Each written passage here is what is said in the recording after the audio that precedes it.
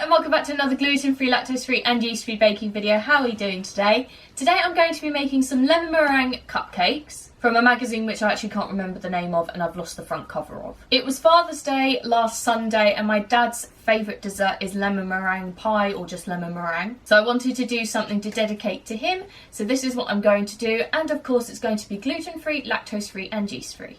You will be needing the following equipment: some scales, a grater or zester, a 12-hole muffin or cupcake tray, 12 cupcake cases, 2 large mixing bowls, a wooden spoon or electric hand whisk, a spatula, an ice cream scoop or a tablespoon and teaspoon just to move your cupcake mixture into your cupcake cases, a cooling rack, 1 large piping bag, a star nozzle, some scissors, 1 tall glass, and finally an elastic band.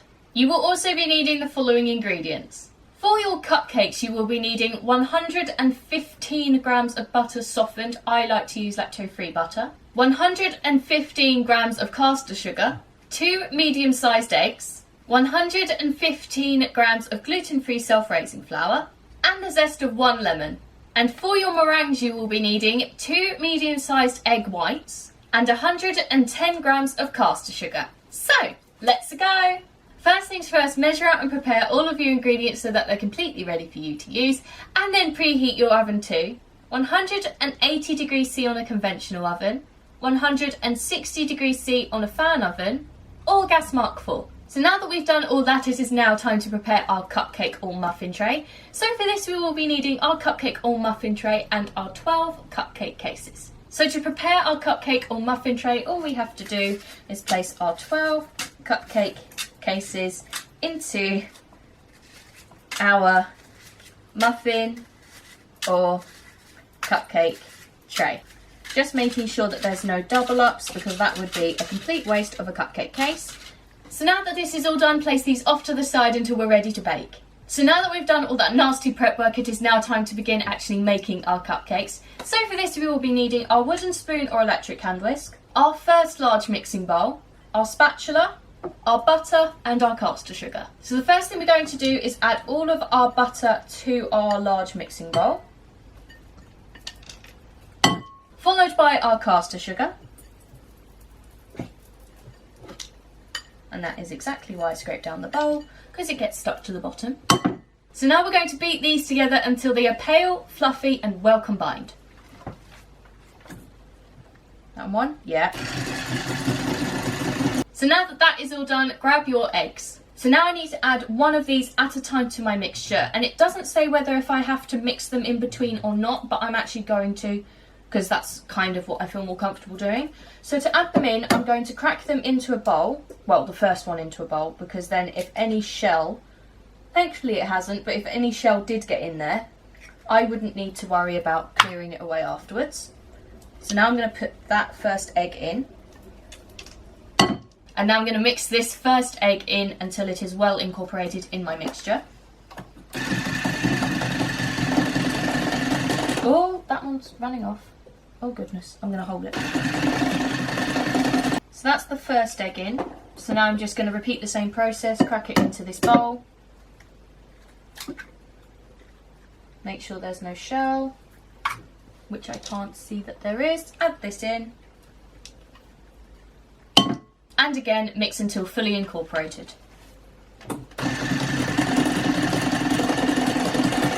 So that's actually really close to being done. So I'm actually just going to scrape around the sides of my bowl to make sure that any excess butter that's spat up somewhere is going to get mixed in as well. Mix that again. So now that this is all done, I'm now going to need my flour and my lemon zest. So now I've got to fold these two in, so I'm going to add all of my self-raising flour into my mixture, followed by my lemon zest. And now I'm just going to slowly fold this in. I personally do this by scraping around the sides of the bowl, then at the end scooping under and then pushing that over the entire mixture, and then turning the bowl 90 degrees roughly. So 1, 2, 3. 1, 2, 3. 1, 2, 3. Okay? So now repeat this until it is all of this lot is well combined. This will take you a while, but it will be really worth it because you don't want to knock out any of that air that we've just created. So that looks fully combined in that, but it actually looks a bit runny, so I'm just going to grab my electric hand whisk again and just give that one tiny whisk just to make sure it's really well combined. That looks a lot better now, okay. So now that this is all done, it is now time to add this mixture into our cupcake cases. So for this we will be needing our prepared cupcake or muffin tray and our tablespoon, teaspoon or our ice cream scoop, whatever you're going to use to get this mixture into your cupcake cases. Okay, so now all that is left to do is add this mixture into our cupcake cases. So I'm just going to grab a spoonful and place it into my prepared cupcake tray. Do this to the rest of your cupcake cases until your mixture is evenly spread between them. I've just finished putting the cupcake mixture into the cupcake cases, and just so you know, it doesn't fill them very high. I think that's because once I'm finished whipping up and doing the meringue topping, that is going to take over the majority of the cupcake, so it's like a even portion between them. So if your mixture is a little less than what you expect, it's doing the exact same thing for me. So now that I've done all that disclosure part, we are now going to place these into our preheated oven for 15 to 20 minutes until golden brown or springy to the touch, and then after that time we're going to place them onto our cooling rack.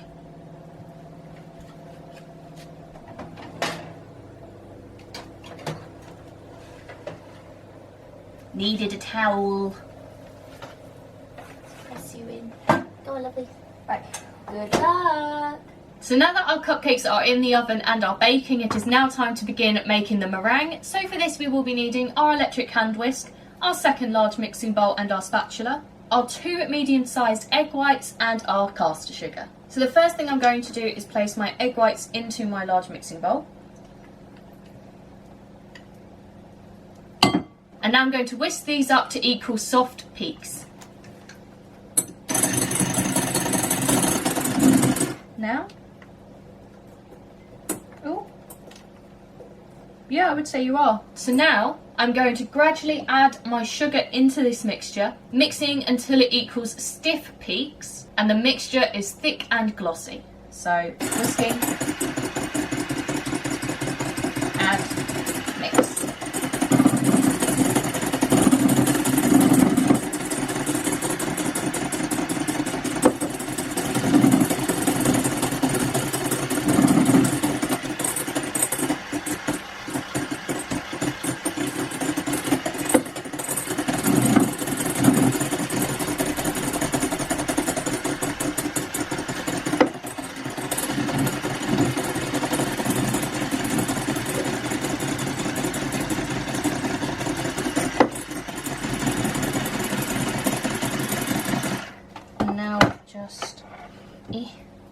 Scraping this down so I don't lose any of it, adding that in. There you go. Oh, it's thick and glossy, but I'm going to turn the speed up on here to about a medium, so about a 3 for me, just to get it to go stiff quicker.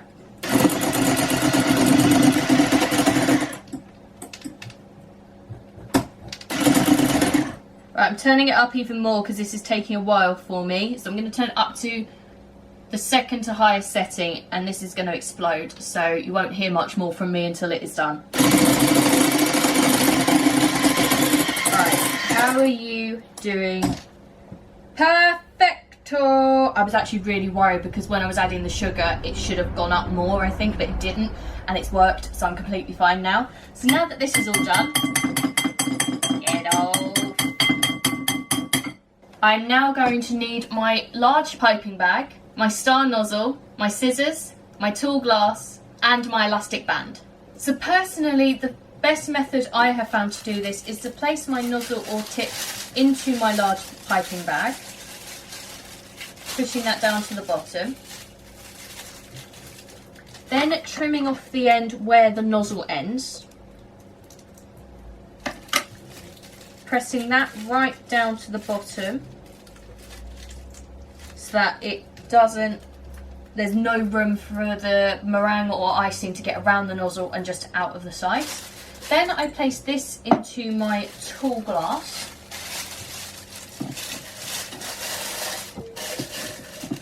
And then using my elastic band, I wrap that around the edges so that as I'm filling it, it doesn't collapse into itself. Oh, that means they're ready. So let me have a look and just double check. Are they, oh careful, are they golden brown? Yes they are. Are they springy to the touch? Yes they are. So now I'm going to need my cooling rack, which is down here. Oh, this has gone all messy. Right, cooling rack. Towel, down there. Spatula, here. Here. Let's take these out. Place them there. They're just going to cool for a minute while I finish doing this. Close you. So now that I've got those out and I'm turning my thing off because that's going to annoy the heck out of me, we now need to leave the oven on because we're going to place the meringue on top of the cupcakes and then we're going to place all of this back into the oven so that the meringue goes nice and brown on top. So to finish what I was saying, I am now going to place this lovely meringue mixture into my tall glass. Well, piping bag in the tall glass. Oh, what are you doing? What are you doing? So what I was doing was actually becoming too much from that to handle. I actually think I need to get a bigger glass, but I've unravelled it, and then what I'm going to do is place my elastic band, once it decides to work, around the top of my piping bag to secure it so that when I'm squeezing, it doesn't squeeze all over my hands while I'm piping. Okay, so now that that's nice and secure, I'm just going to clean the decks and then begin the next bit. So now the next instruction that they've given me is just to simply pipe that onto your cupcake, onto my cupcakes even. So you can basically do it whatever style you want. So I'm actually going to do a few different ones because I want to see how I feel about it. So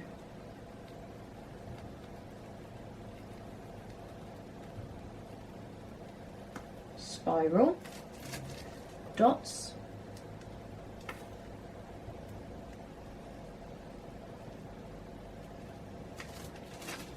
and then building it up roughly. So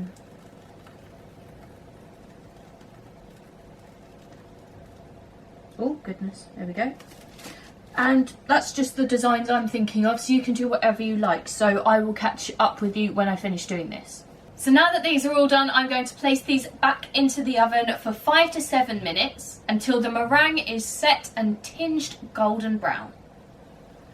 Open you. There we go. Place you in. Good luck, my pretties. Set the timer. Good luck. Okay, just so you know, I did add an extra 2 minutes to the 5 to 7 minutes, so these are actually taking 9 minutes in total. So let's shut this thing up. Stop it. Take these out and see how they're looking. Hey, good lookings. Oh, come on, come on. Don't mess with me. Here we are, look at them.